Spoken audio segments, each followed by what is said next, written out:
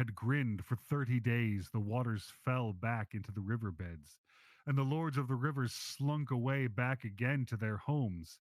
Still Umbul sat and grinned. Then Amis sought to hide himself in a great pool beneath a rock, and Zunis crept into the middle of a wood, and Sagastrian lay and panted on the sand. Still Umbul sat and grinned. And Amis grew lean and was forgotten, so that the men of the plain would say, "Here once was Amis." And Zunis scarce had strength to lead his river to the sea, and as Sagastrian lay and panted, a man stepped over his stream. And Sagastrian said, "It is the foot of a man that has passed across my neck. And I have sought to be the greater than the gods of Pegāna." Then said the gods of Pegāna, "It is enough. We are the gods of Pegāna, and none are equal." Then Mung sent Umbul back to his waste in Afric, to breathe again upon the rocks and parch the desert, and to sear the memory of Afric into the brains of all who ever bring their bones away. And Emis, Zanis, and Sagastrian sang again, and walked once more in their accustomed haunts, and played the game of life and death with fishes and frogs, but never essayed to play it any more with men, as do the gods of Pegāna.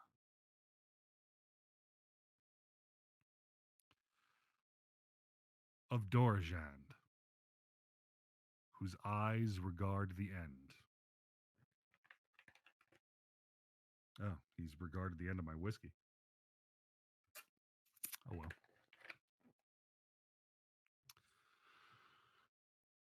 Sitting above the lives of the people, and looking, doth Dorajand see that which is to be. The god of destiny is Dorajand. Upon whom have looked the eyes of Dorajand, he goeth forward to an end, that naught may stay. He becometh the arrow from the bow of Dorajand, hurled forward at a mark he may not see, to the goal of Dorajand. Beyond the thinking of men, beyond the sight of all the other gods, regard the eyes of Dorajand. He hath chosen his slaves, and them doth the destiny god drive onward where he will, who, knowing not whither, nor even knowing why, feel only his scourge behind them, or hear his cry before. There is something that Dorajand would fain achieve, and therefore hath he set his people striving, with none to cease or rest in all the worlds. But the gods of Pegāna, speaking to the gods, say, "What is it that Dorajand would fain achieve?" It hath been written and said that not only the destinies of men are the care of Dorajand, but that even the gods of Pegāna are not unconcerned by his will. All the gods of Pegāna have felt a fear, for they have seen a look in the eyes of Dorajand that regardeth beyond the gods. The reason and purpose of the worlds is that there should be life upon the worlds, and life is the instrument of Dorajand wherewith he would achieve his end. Therefore the worlds go on, and the rivers run to the sea, and life ariseth and flieth even in all the worlds, and the gods of Pegāna do the work of the gods, and all for Dorajand. But when the end of Dorajand has been achieved, there will be no longer need of life upon the worlds, nor any more a game for the small gods to play. Then will Kib tiptoe gently across Pegāna to the resting place in highest Pegāna of Mana Yud Sushai, and touching reverently his hand, the hand that wrought the gods, say, "Mana Yud Sushai, thou hast rested long And Mana Yud Sushai shall say, not so. For I have rested but 50 aeons of the gods, each of them scarce more than 10,000,000 mortal years of the worlds that ye have made. And then shall the gods be afraid when they find that Mana knoweth that they have made worlds while he rested. And they shall answer, nay, but the worlds came all of themselves. Then Mana Yud Sushai, as one who would have done with an irksome matter, will lightly wave his hand, the hand that wrought the gods, and there shall be gods no more. When there shall be 3 moons toward the north above the star of the abiding, 3 moons that neither wax nor wane but regard toward the north. Or when the comet ceaseth from his seeking and stands still, nor any longer moving among the worlds, but tarrying as one who rests after the end of search, then shall arise from resting because it is the end, the greater one, who rested of old time, even Mana Yud Sushai. Then shall the times that were be the times no more. And it shall be that the old dead days shall return from beyond the rim, and we who have wept for them shall see those days again, as one who, returning from long travel to his home, comes suddenly on dear, remembered things. But none shall know of Mana, who hath rested for so long, whether he be a harsh or a merciful God. It may be that he shall have mercy, and that these things shall be.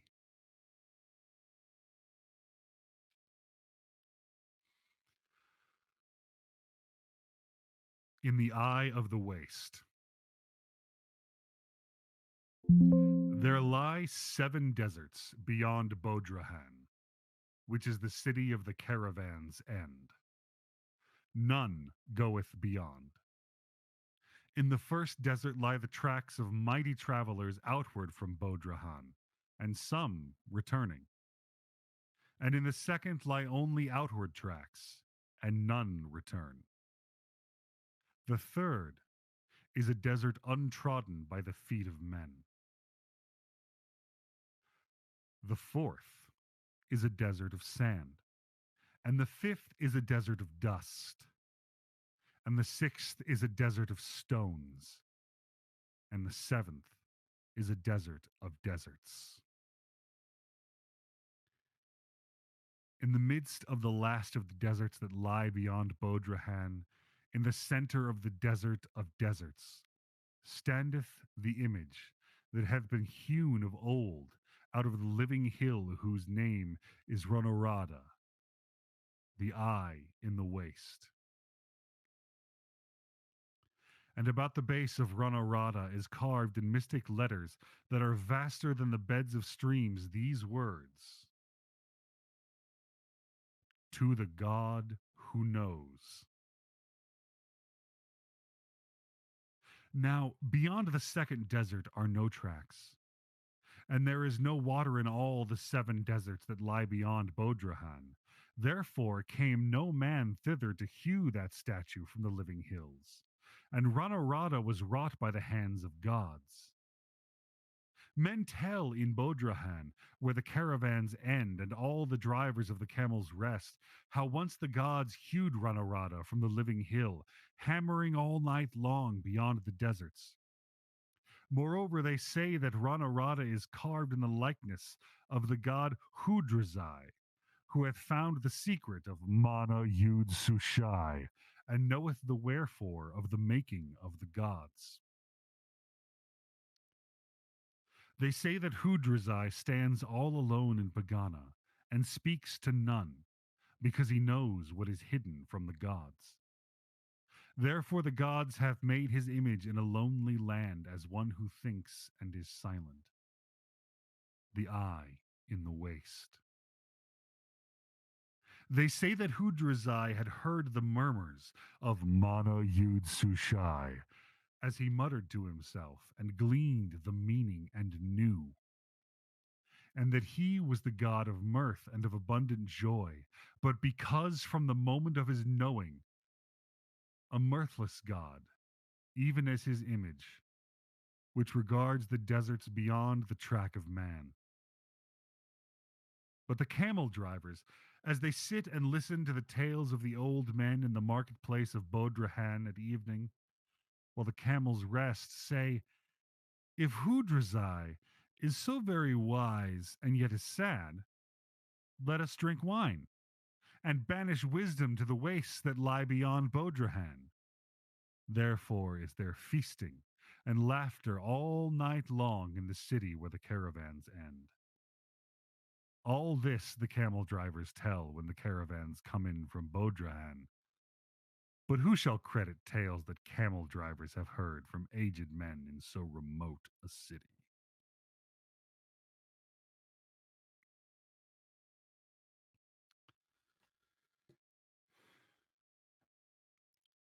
Of the thing that is neither God nor beast.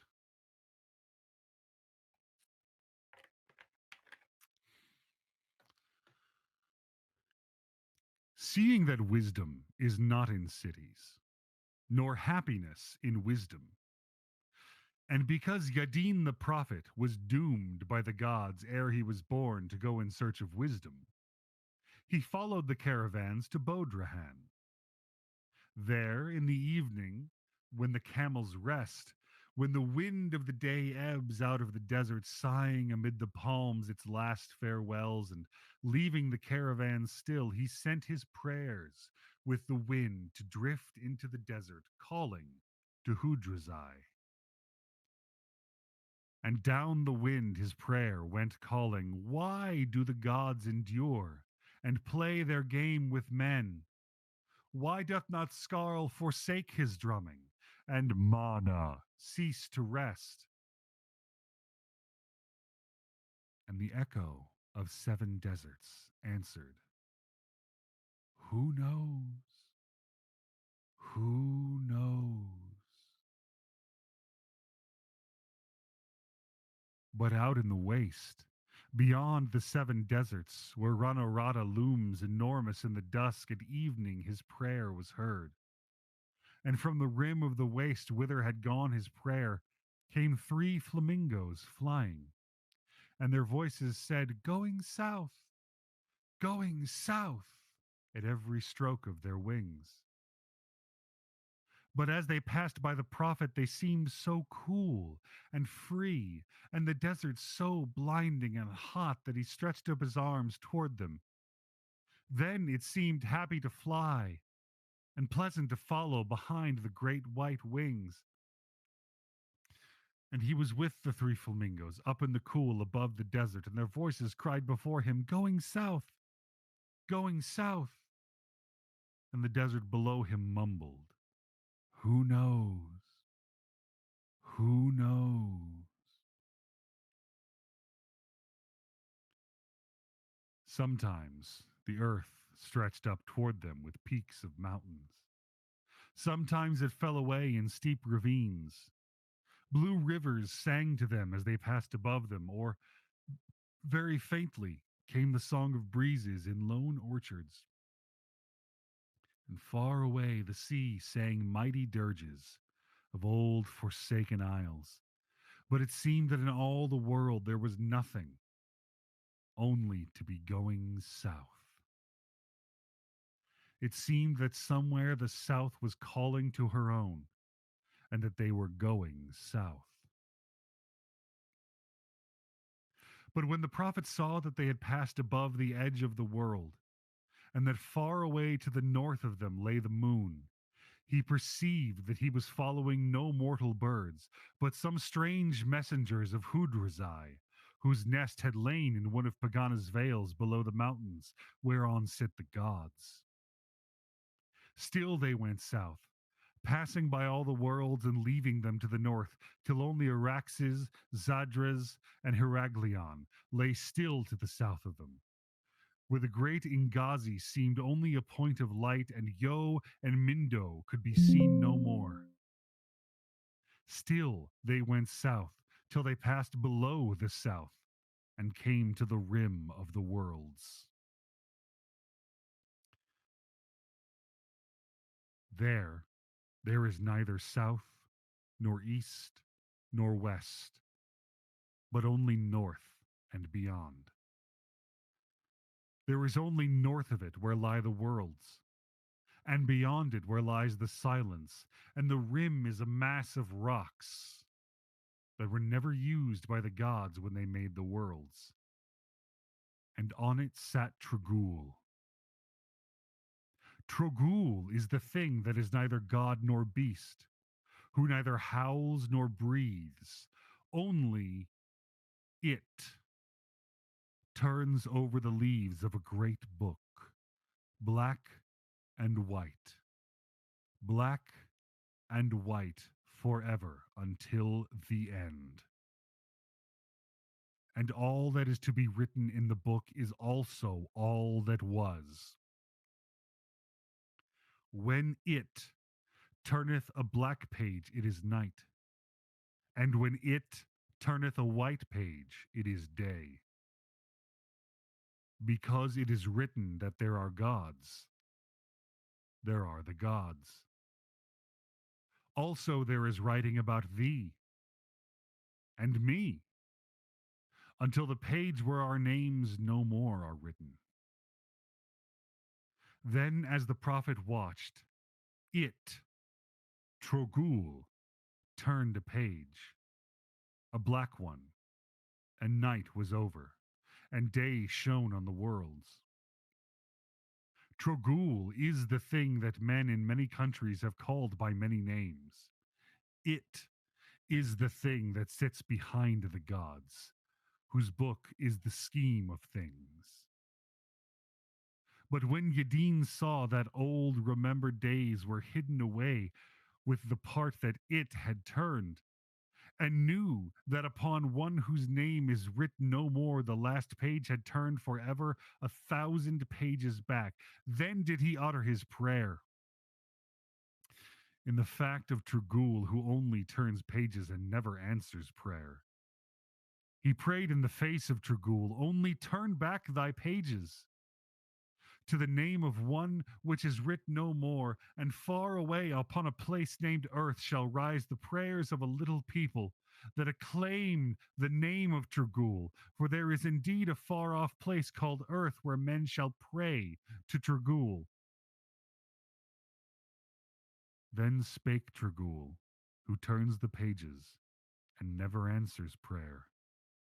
And his voice was like the murmurs of the waste at night when echoes have been lost.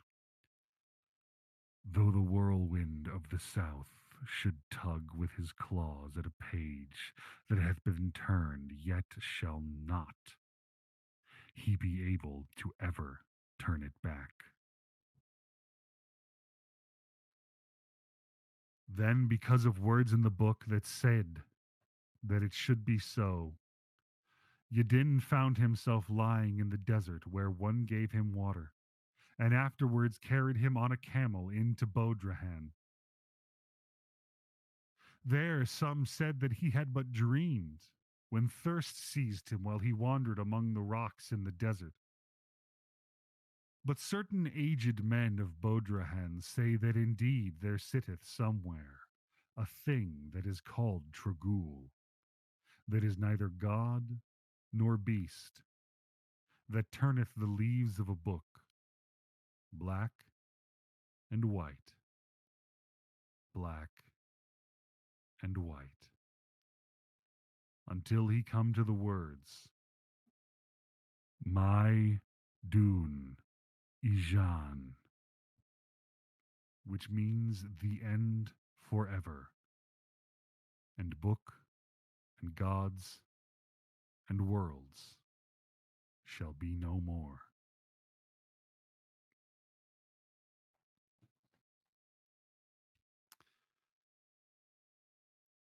I'm a pee. I'll be right back.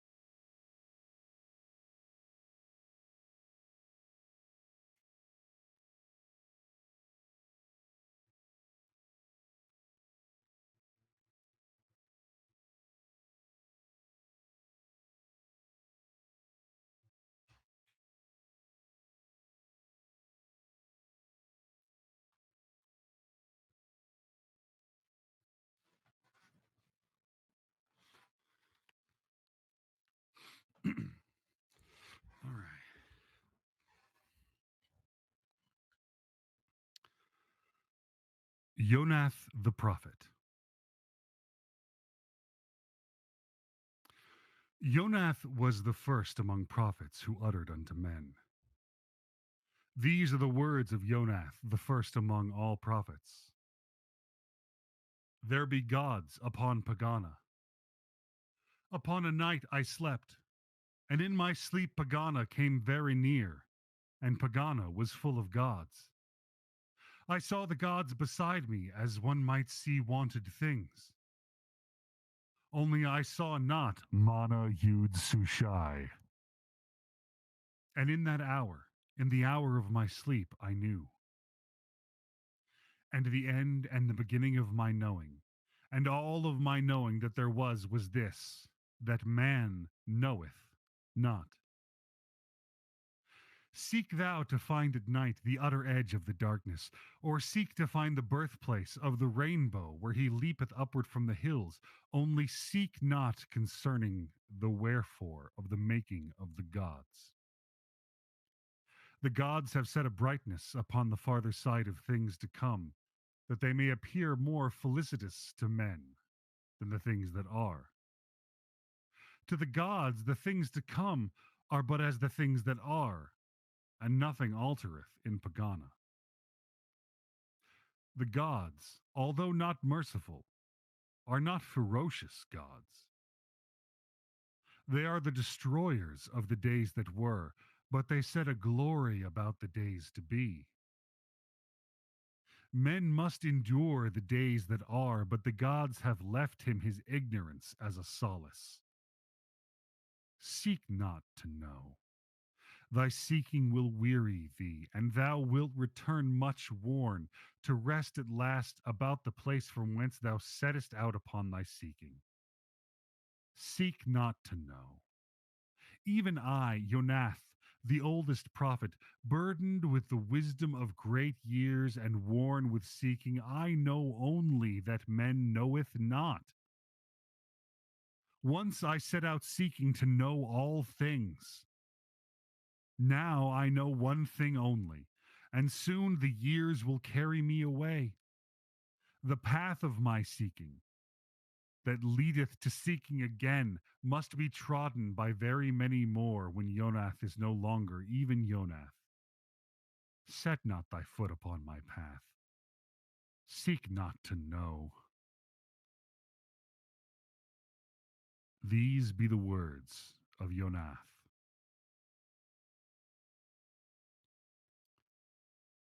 Yug, the prophet. When the years had carried away Yonath, and Yonath was dead, there was no longer a prophet among men, and still men sought to know. Therefore they said unto Yug, Be thou our prophet, and know all things, and tell us concerning the wherefore of it all. And Yug said, I know all things. And men were pleased. And Yug said of the beginning that it was in Yug's own garden, and of the end that it was in the sight of Yug. And men forgot Yug. And one day Yug saw Mung behind the hills making the sign of Mung, and Yug was no more.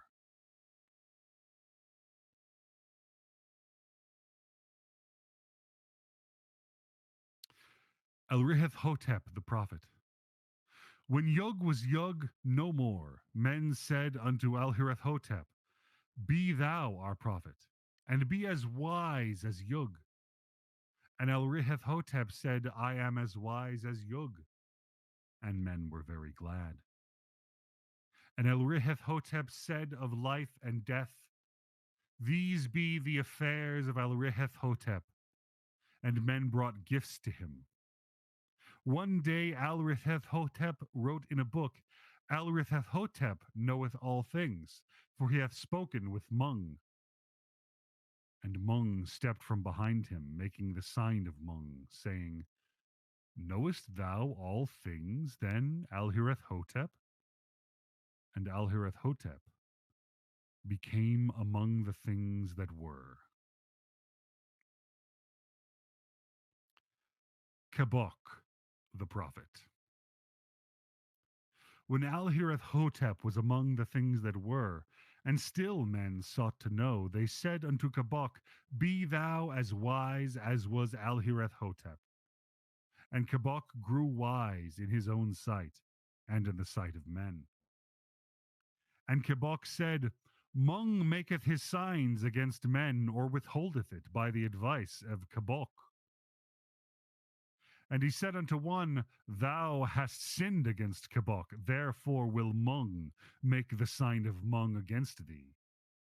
And to another, Thou hast brought Kabok gifts, therefore shall Mung forbear to make against thee the sign of Mung.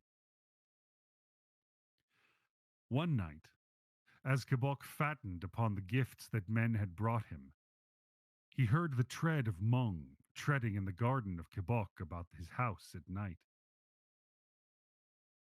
And because the night was very still, it seemed most evil to Kabok that Mung should be treading in his garden, without the advice of Kabok, about his house at night. And Kabok, who knew all things, grew afraid. For the treading was very loud, and the night still. And he knew not what lay behind the back of Mung, which none had ever seen. But when the morning grew to brightness, and there was light upon the worlds, and Mung trod no longer in the garden, Kabok forgot his fears, and said, Perhaps it was but a herd of cattle that stampeded in the garden of Kabok. And Kabok went about his business, which was that of knowing all things, and telling all things unto men, and making light of Mung. But that night Mung trod again in the garden of Kabok, about his house at night, and stood before the window of the house like a shadow standing erect, so that Kabok knew indeed that it was Mung. And a great fear fell upon the throat of Kabok, so that his speech was hoarse, and he cried out, Thou art Mung!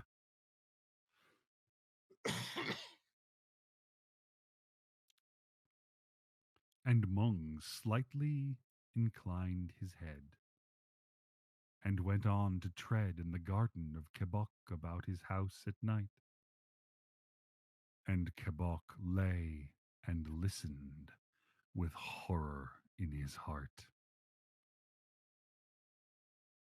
But when the second morning grew to brightness, and there was light upon the worlds, Mung went from treading in the garden of Kabok, and for a little while Kabok hoped, but looked with great dread for the coming of the third night.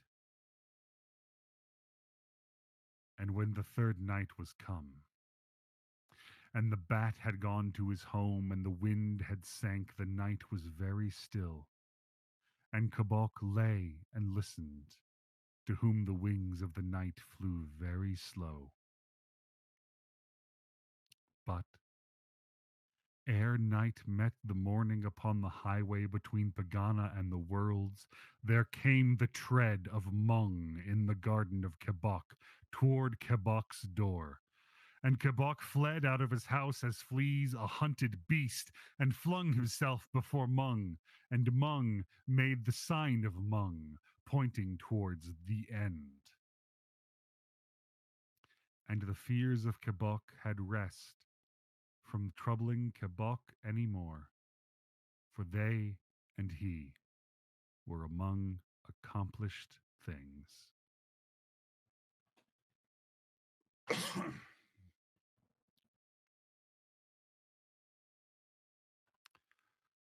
Of the calamity that befell Yun Ilara by the sea, and of the building of the tower of the ending of days. When Kabok and his fears had rest, the people sought a prophet who should have no fear of Mung, whose hand was against the prophets. And at last they found Unilara, who tended sheep and had no fear of Mung. And the people brought him to the town that he might be their prophet. And Unilara builded a tower towards the sea that looked upon the setting of the sun. and he called it the Tower of the Ending of Days. And about the ending of the day would Unilara go up to his tower's top and look toward the setting of the sun to cry his curses against Mung, crying, O Mung, whose hand is against the sun, whom men abhor but worship because they fear thee.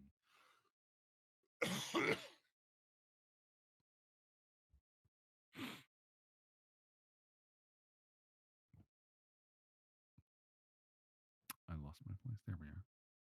Here stands and speaks a man who fears thee not, assassin lord of murder and dark things, abhorrent, merciless, make thou the sign of Mung against me when thou wilt.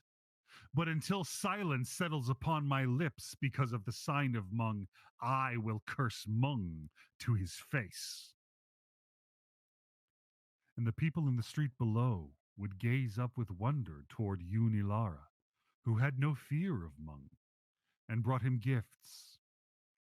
Only in their homes, after the falling of the night, would they pray again with reverence to Mung. But Mung said, Shall a man curse a god?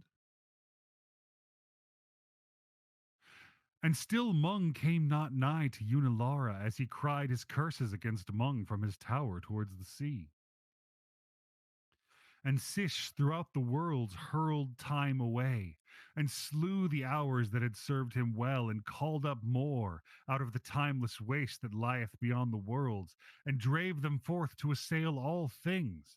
And Sish cast a whiteness over the hairs of Unilara, and ivy about his tower, and weariness over his limbs, for Mung passed by him still.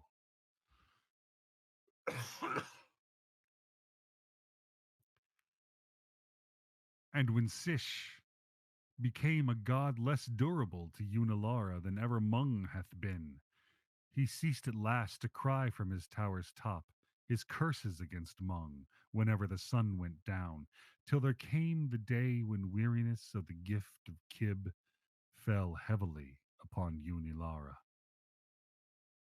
Then from the tower of the ending of days did Unilara cry out thus to Mung, crying, O Mung! O loveliest of the gods! O Mung, most dearly to be desired! Thy gift of death is the heritage of man. With ease and rest and silence and returning to the earth, Kib giveth but toil and trouble, and Shish he sendeth regret with each of his hours wherewith he assails the world. Yoharaneth Lahai cometh nigh no more. I can no longer be glad with Limpang Tung. When the other gods forsake him, a man hath only Mung. But Mung said, Shall a man curse a god? And every day and all night long did Unilara cry aloud, Ah, now for the hour of the morning of many, and the pleasant garlands of flowers, and the tears and the moist dark earth, ah, for repose, down underneath the grass, where the firm feet of the trees grip hold upon the world, where never shall come the wind that now blows through my bones, and the rain shall come warm and trickling, not driven by storm. Where is the easeful falling asunder of bone from bone in the dark? Thus prayed Unilara, who had cursed in his folly and youth, while never heeded Mung. Still, from a heap of bones that are Unilara still, lying about the ruined base of the tower that once he builded, goes up a shrill voice with the wind, crying out for the mercy of Mung, if any such there be.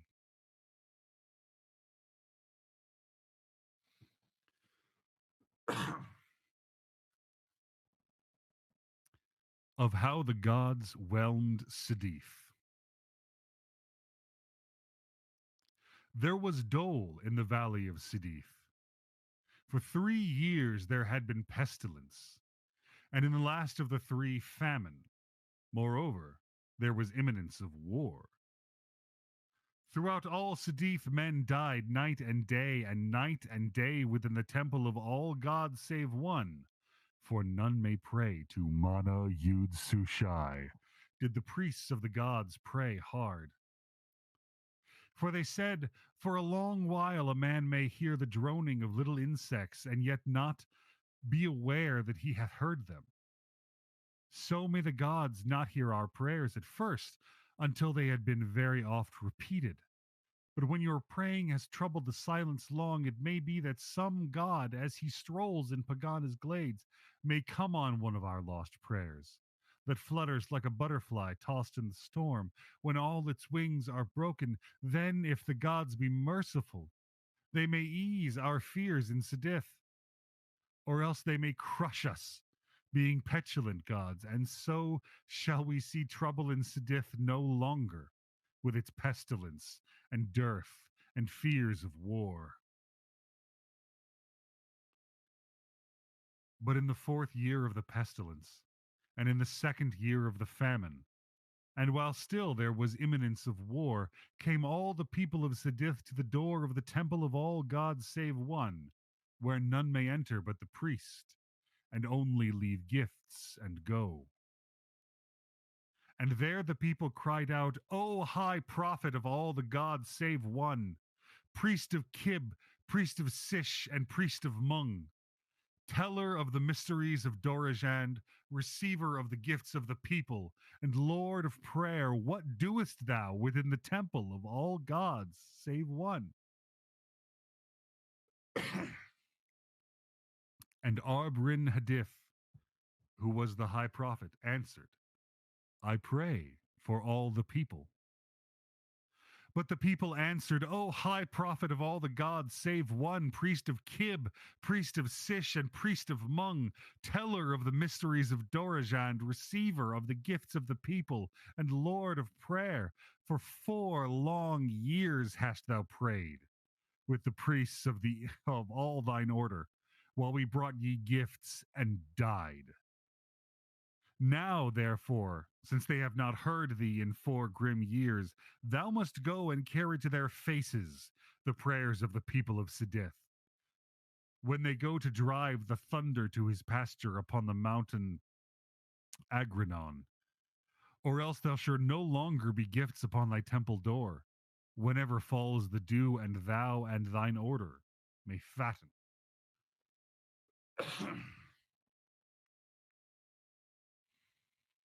Then thou shalt say to their faces, O all ye gods save one, lords of the worlds, whose child is the eclipse, take back thy pestilence from Sidith, for ye have played the game of the gods too long with the people of Sidith, who would fain have done with the gods. Then in great fear answered the high prophet, saying, What if the gods be angry and whelm Sidith? And the people answered, Then are we sooner done with pestilence and famine and the imminence of war. That night the thunder howled upon Agrinon, which stood a peak above all others in the land of Sidith. And the prophet took Arbrin Hadith from his temple and drave him to Agrinon, for they said, There walk tonight upon the mountain all the gods save one. And Arbrin Hadith went trembling to the gods. Next morning, white and frightened from Agrinon came Arbrin Hadith back into the valley, and there spoke to the people, saying, The faces of the gods are iron, and their mouths set hard. There is no hope from the gods. Then said the people, Thou shalt go to Mana Yud Sushai, to whom no man may pray. Seek him upon Agrinon, where it lifts clear into the stillness before morning, and on its summit, where all things seem to rest, surely there rests also Mana Yud Sushai. Go to him, and say thou hast made evil gods, and they smite Sidith. Perchance he hath forgotten all his gods, or hath not heard of Sidith. Thou hast escaped the thunder of the gods. Surely shalt also thou escape the stillness of Mana Yud Sushai.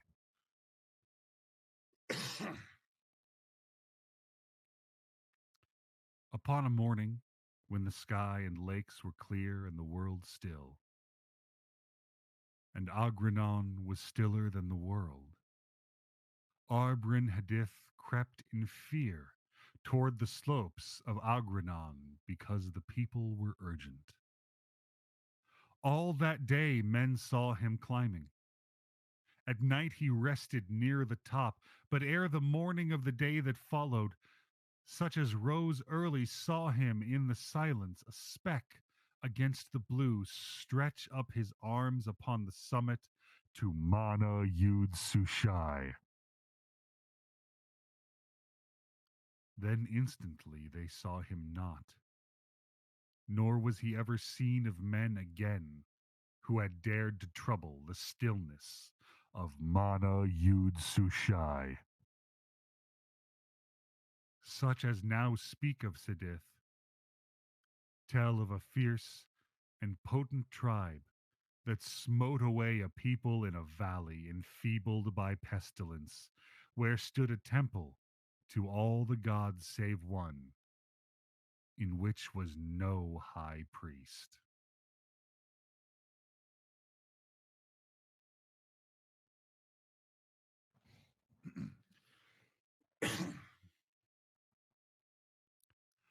Of how Imbaun became high prophet in Aradak of all the gods save one. Imbaun was to be made high prophet in Aradak of all the gods save one.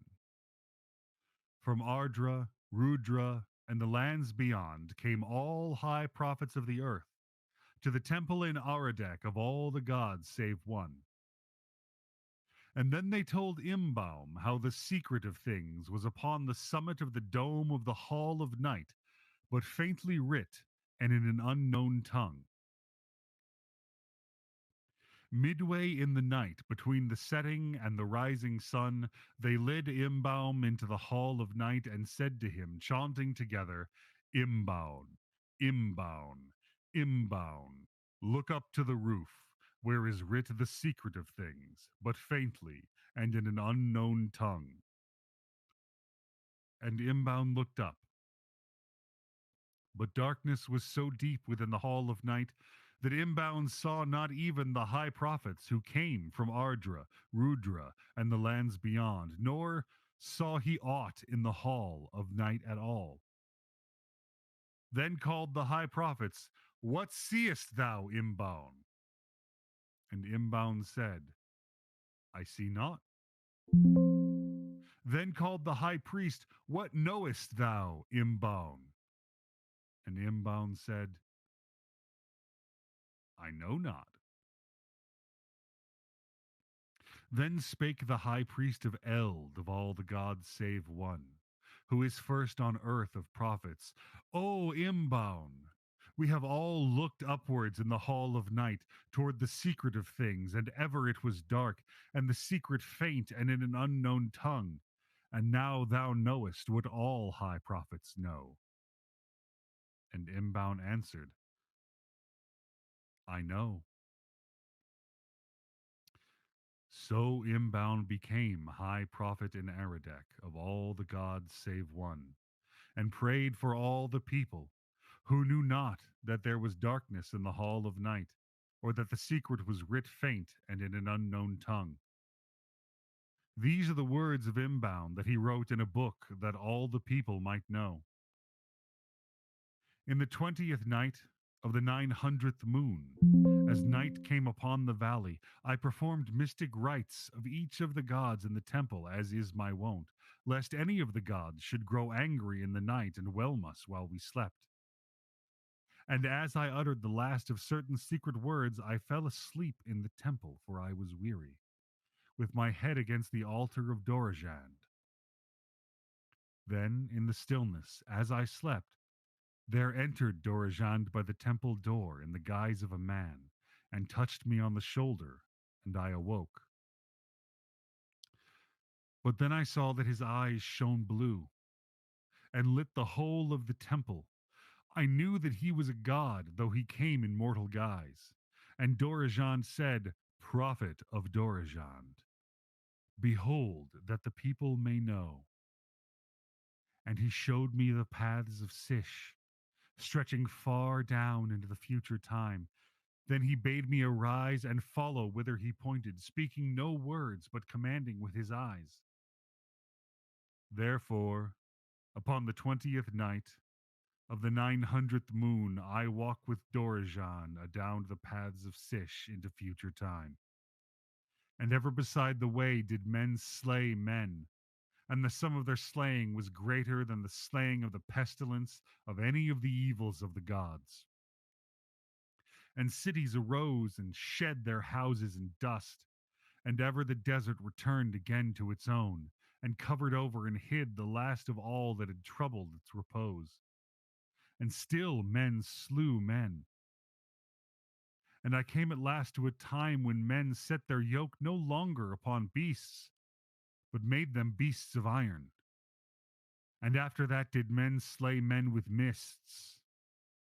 Then, because the slaying exceeded their desire, there came peace upon the world that was brought by the hand of the slayer, and men slew no more. And cities multiplied, and overthrew the desert, and conquered its repose. But suddenly I beheld the end was near, for there was a stirring above Pegāna, as of one who grows weary of resting. And I saw the hound Time crouched to spring, with his eyes upon the throats of the gods, shifting from throat to throat, and the drumming of Skarl grew faint. And if a god may fear, it seemed that there was fear upon the face of Dorijan, and he seized me by the hand and led me back along the paths of time that I might not see the end. Then I saw cities rise out of the dust again and fall back into the desert whence they had arisen, and again I slept in the temple of all the gods save one, and my head against the altar of Dorajand. Then again the temple was alight, but not with light from the eyes of Dorajand. Only dawn came, all blue out of the east, and shone through the arches of the temple. Then I awoke and performed the morning rites and mysteries of all the gods save one, lest any of the gods be angry in the days that take away the sun. And I knew that because I, who had been so near to it, had not beheld the end, that a man should never behold it, or know the doom of the gods. This they have hidden.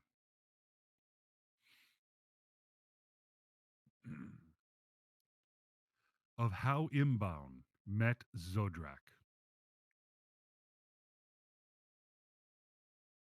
The prophet of the gods lay resting by the river to watch the stream run by. And as he lay, he pondered on the scheme of things and the works of all the gods. And it seemed to the prophet of the gods, as he watched the stream run by, that the scheme was a right scheme, and the gods benignant gods. Yet there was a sorrow in the worlds.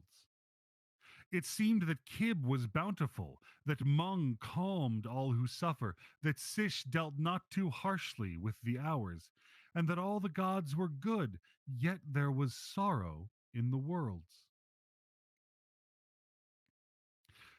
Then the prophet of the gods, as he watched the stream run by, said, There is some other god of whom naught is writ.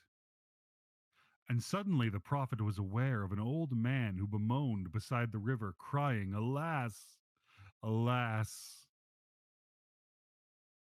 His face was marked by the sign and the seal of exceeding many years, and there was yet vigor in his frame. These be the words of the prophet that he wrote in his book. I said, Who art thou that bemoans beside the river? And he answered, I am a fool. I said, upon thy brow are the marks of wisdom, such as is stored in books. He said, I am Zodrak. Thousands of years ago, I tended sheep upon a hill that sloped toward the sea. The gods have many moods. Thousands of years ago, they were in a mirthful mood. They said, let us call up a man before us, that we may laugh in Pegāna. And their eyes that looked on me saw not me alone, but also saw the beginning and the end and all the worlds besides. Then said the gods, speaking as speak the gods, go back to thy sheep.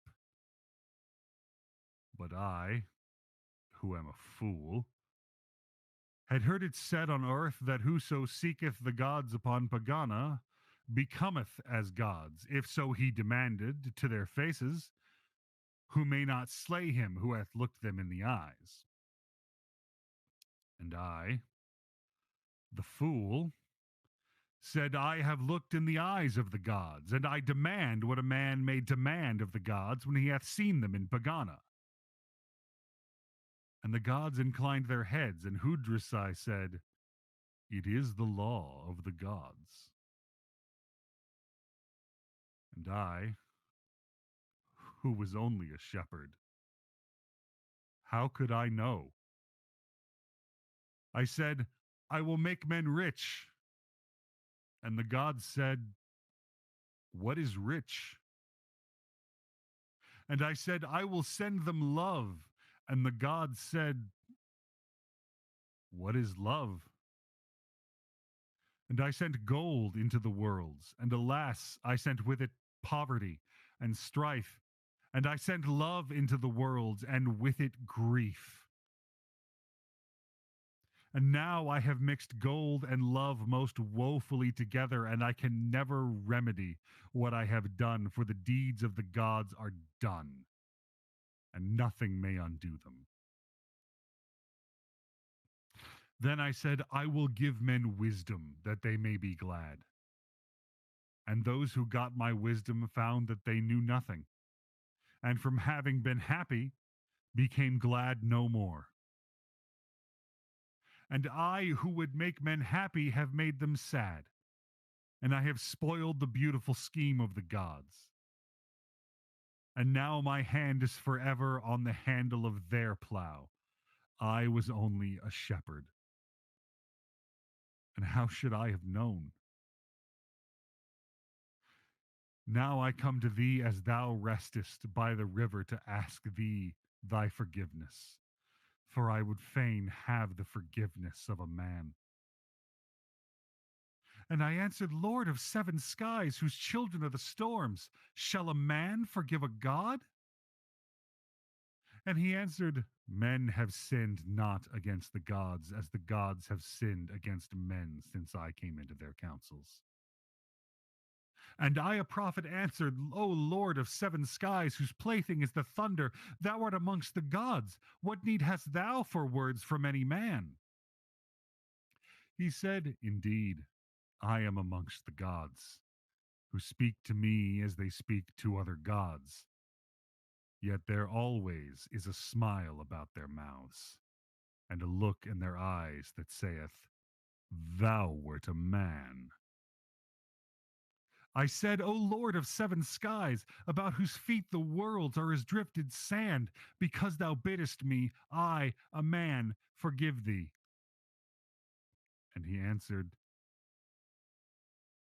I was but a shepherd, and I could not know. Then he was gone.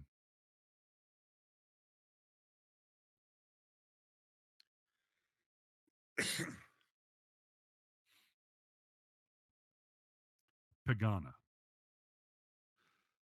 The prophet of the gods cried out to the gods, O all the gods save one, for none may pray to Mana Yud Sushai.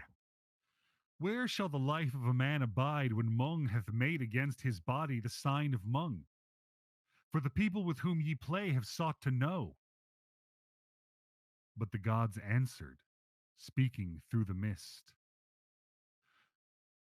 Though thou shouldst tell thy secrets to the beasts, even that the beasts should understand, yet will not the gods divulge the secret of the gods to thee. The gods and beasts and men shall all be the same, all knowing the same things. That night Yoharneth Lahai came unto Aradek, and said to Imbound, wherefore wouldst thou know the secret of the gods, that not the gods may tell thee? When the wind blows not, where then is the wind? Or when thou art not living, where art thou? What should the wind care for the hours of calm, or thou for death? Thy life is long, eternity is short. So short that shouldst thou die and eternity should pass, and after the passing of eternity thou shouldst live again, thou wouldst say, I closed mine eyes but for an instant. There is an eternity behind thee, as well as one before. Hast thou bewailed the aeons that passed without thee, who art so much afraid of the aeons that shall pass?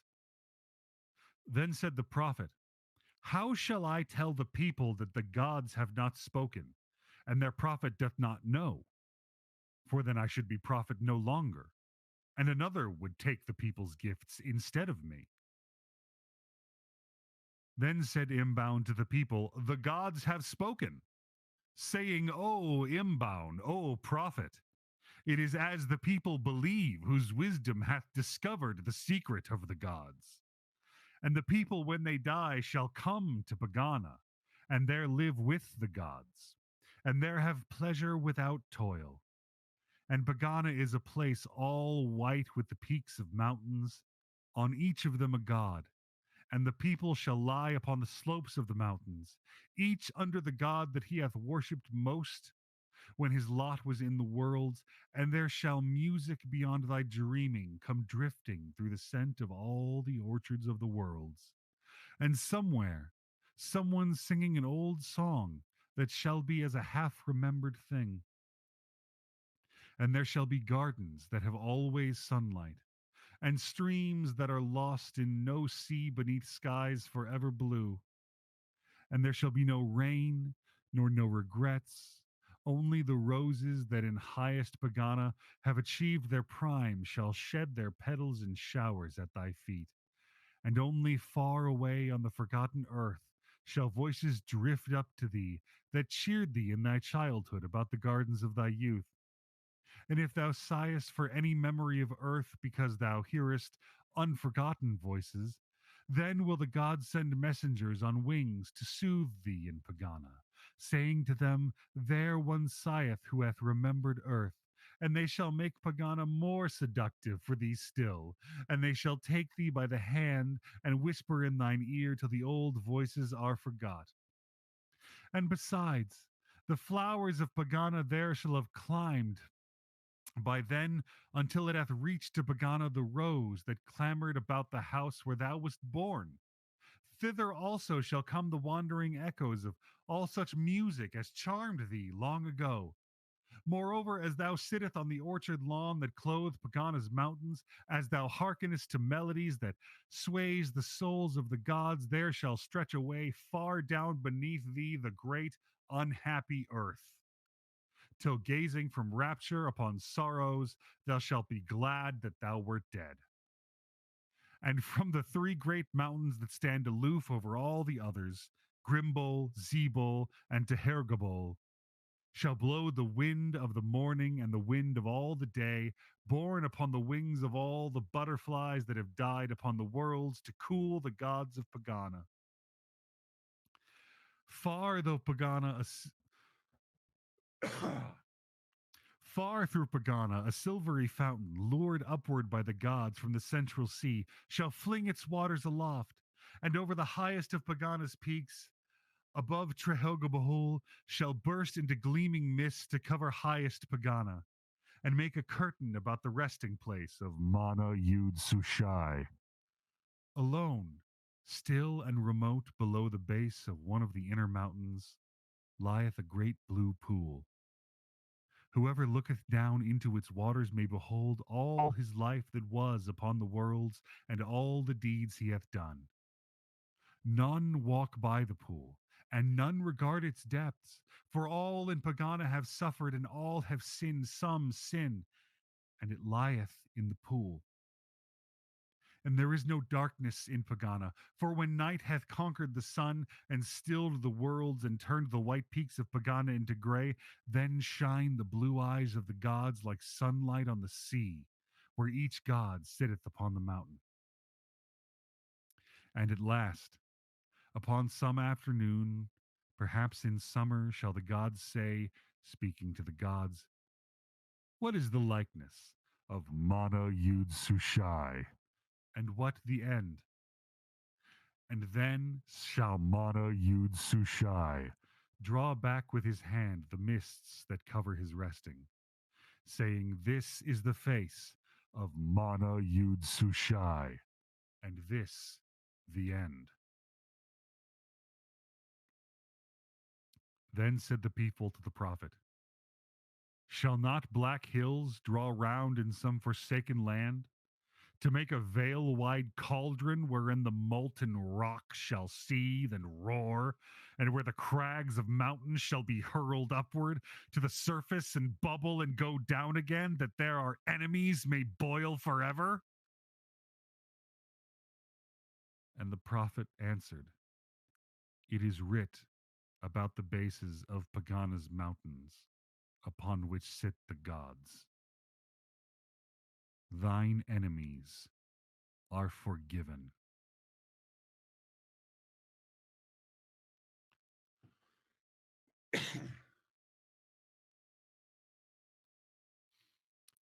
The sayings of Imbaun. The prophet of the gods said, yonder beside the road there sitteth a false prophet. And to all who seek to know the hidden days he saith, upon the morrow the king shall speak to thee as his chariot goeth by. Moreover, all the people bring him gifts, and the false prophet hath more to listen to his words than hath the prophet of the gods. Then said Imbaun, what knoweth the prophet of the gods? I know only that I and men know naught concerning the gods, or aught concerning men. Shall I, who am their prophet, tell the people this? For wherefore have the people chosen prophets, but that they should speak the hopes of the people, and tell the people that their hopes be true? The false prophet saith, upon the morrow the king shall speak to thee. Shall not I say, upon the morrow the gods shall speak with thee as thou restest upon Pegāna? So shall the people be happy, and know that their hopes be true, who have believed the words that they have chosen a prophet to say. But what shall know the prophet of the gods, to whom none may come to say, thy hopes are true? For whom none may make strange signs before his eyes to quench his fear of death, for whom alone the chant of his priests availeth not. The prophet of the gods hath sold his happiness for wisdom, and hath given his hopes for the people. Said also Imbaun, when thou art angry at night, observe how calm be the stars. And shall small ones rail when there is such a calm among the great ones? Or when thou art angry by day, regard the distant hills, and see the calm that doth adorn their faces. Shalt thou be angry when they stand so serene? Be not angry with men, for they are driven as thou art by Dorajand. Do bullocks goad one another on whom the same yoke rests? And be not angry with Dorajand, for then thou beatest thy bare fingers against iron cliffs. All that is so because it was to be. Rail not, therefore, against what is, for it was all to be. And Imbaun said, the sun ariseth and maketh a glory about all the things that he seeth, and drop by drop He turneth the common dew to every kind of gem, and he maketh a splendor in the hills. And also man is born, and there rests a glory about the gardens of his youth. Both travel afar to do what Dorijan would have them do. Soon now the sun will set, and very softly come twinkling in the stillness of all the stars. Also man dieth, and quietly about his grave will all the mourners weep. Will not his life rise again somewhere in all the worlds? Shall he not again behold the gardens of his youth? Or does he set to end?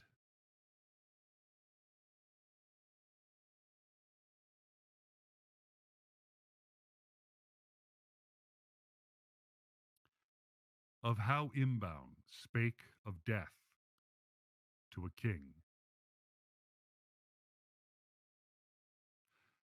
There trod such pestilence in Eredek that the king, as he looked abroad out of his palace, saw men die. And when the king saw death, he feared that one day even the king should die. Therefore he commanded guards to bring before him the wisest prophet that should be found in Eredek. Then heralds came to the temple of all the gods save one, and cried aloud, having first commanded silence, crying, Razahan, king over Eredek, prince by right of Ildun and Ildown, and prince by conquest of Pathia, Ezek and Azan, lord of the hills, to the high prophet of all the gods save one, sends salutations. Then they bore him before the king. The king said unto the prophet, O prophet of all the gods save one, shall I indeed die? And the prophet answered, O king, thy people may not rejoice forever, and some day the king will die. And the king answered, This may be so, but certainly thou shalt die. It may be that one day I shall die, but till then the lives of the people are in my hands. Then guards led the prophet away, and there arose prophets in Eredek who spoke not of death to kings.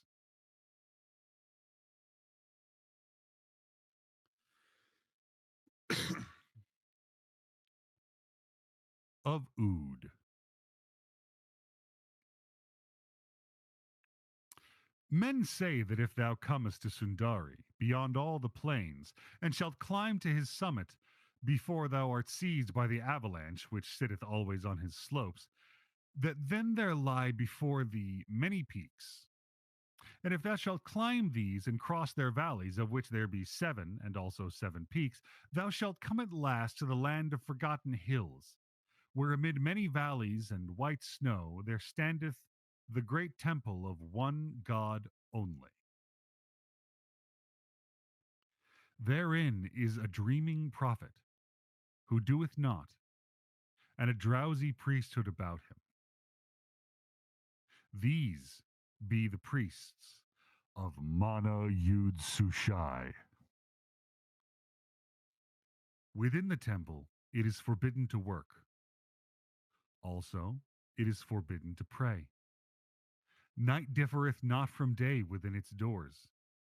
They rest as Mana rests. And the name of their prophet is Ood. Ood is a greater prophet than any of all the prophets of earth, and it hath been said by some that were Ood and his priests to pray, chanting all together, and calling upon Mana Yud Sushai, that Mana Yud Sushai would then awake, for surely he would hear the prayers of his own prophet. Then would there be worlds no more.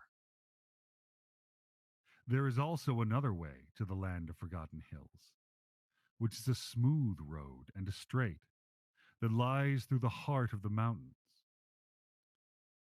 But for certain hidden reasons, it were better for thee to go by the peaks and snow, even though thou shouldst perish by the way, that thou shouldst seek to come to the house of Ood by the smooth, straight road.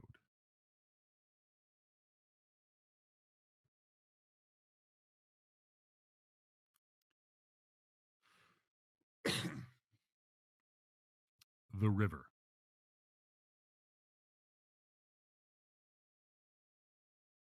There arises a river in Pegāna that is neither a river of water nor yet a river of fire, and it flows through the skies and the worlds to the rim of the worlds, a river of silence. Through all the worlds are sounds, the noises of moving and the echoes of voices and song, but upon the river is no sound ever heard, for there all echoes die. The river arises out of the drumming of Skarl, and flows forever between banks of thunder, until it comes to the waste beyond the worlds, behind the farthest star, down to the sea of silence. I lay in the desert beyond all cities and sounds, and above me flowed the river of silence through the sky, and on the desert's edge night fought against the sun, and suddenly conquered. Then on the river I saw the dream-built ship of the god Yoharneth Lahai, whose great prow lifted gray into the air above the river of silence. Her timbers were olden dreams dreamed long ago, and poets' fancies made her tall, straight masts, and her rigging was wrought out of the people's hopes. Upon her deck were rowers with dream made oars, and the rowers were the people of men's fancies, and princes of old story, and people who had died, and people who had never been. These swung forward and swung back to row Yoharneth Lahai through the worlds with never a sound of rowing. Forever on every wind float up to Pegāna the hopes and the fancies of the people which have no home in the worlds, and there Yoharneth Lahai weaves them into dreams to take them to the people again. And every night in this dream-built ship Yoharneth Lahai setteth forth, with all his dreams on board, to take again their old hopes back to the people and all forgotten fancies. But ere the day comes back to her own again, and all the conquering armies of dawn hurl their red lances in the face of the night, Yoharneth Lahai leaves the sleeping worlds and rows back up the river of silence that flows from Pegāna into the sea of silence that lies beyond the worlds.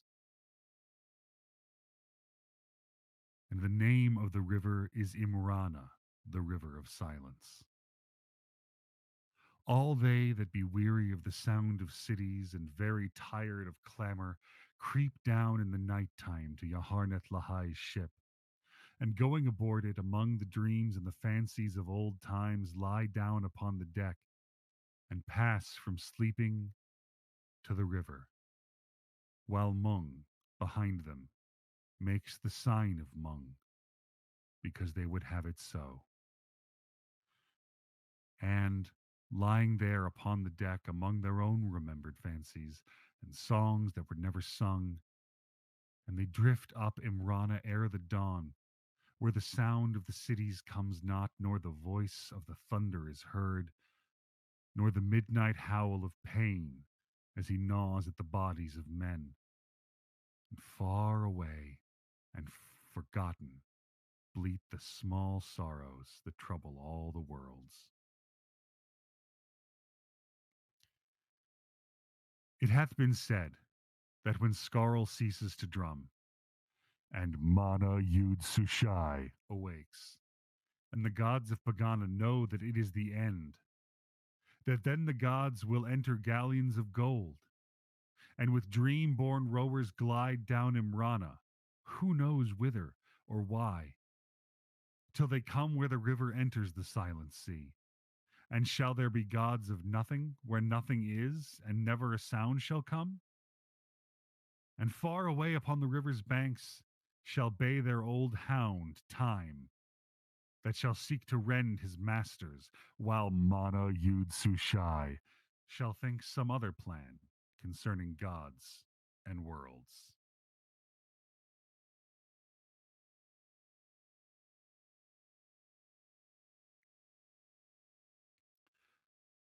The Bird of Doom and the End. For at the last shall the thunder, fleeing to escape from the doom of the gods, roar horribly among the worlds, and Time, the hound of the gods, shall bay hungrily at his masters because he is lean with age. And from the innermost of Pegāna's vales shall the bird of doom, Mosan, whose voice is like the trumpet, soar upward with boisterous beatings of his wings above Pegāna's mountains and the gods, and there with his trumpet voice acclaim the end. Then in the tumult and amid the fury of their hound, the gods shall make for the last time in Pegāna the sign of all the gods, and go with dignity and quiet down to their galleons of gold and sail away down the river of silence, not ever to return. Then shall the river overflow its banks, and a tide comes settling in from the silent sea, till all the worlds and skies are drowned in silence, while Mana Yud Sushai, in the middle of all, sits deep in thought. And the hound Time, when all the worlds and cities are swept away whereon he used to raven, having no more to devour, shall suddenly die.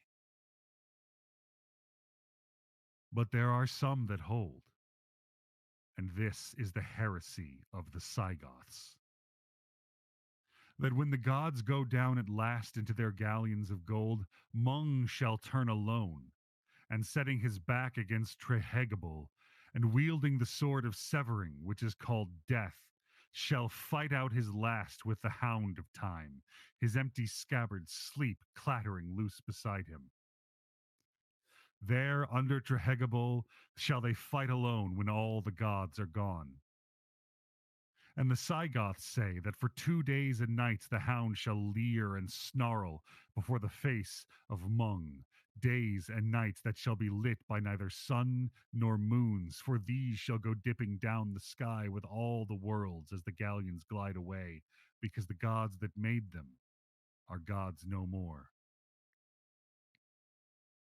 And then shall the hound, springing, tear out the throat of Mung, who, making for the last time the sign of Mung, shall bring down death crashing through the shoulders of the hound, and in the blood of Time that sword shall rust away.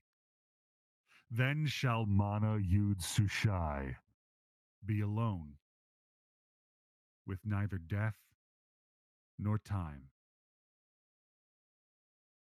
and never the hours singing in his ears, nor the swish of the passing lives.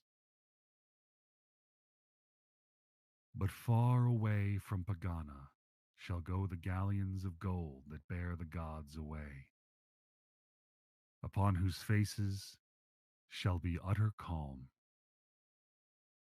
because they are the gods, knowing that this is the end.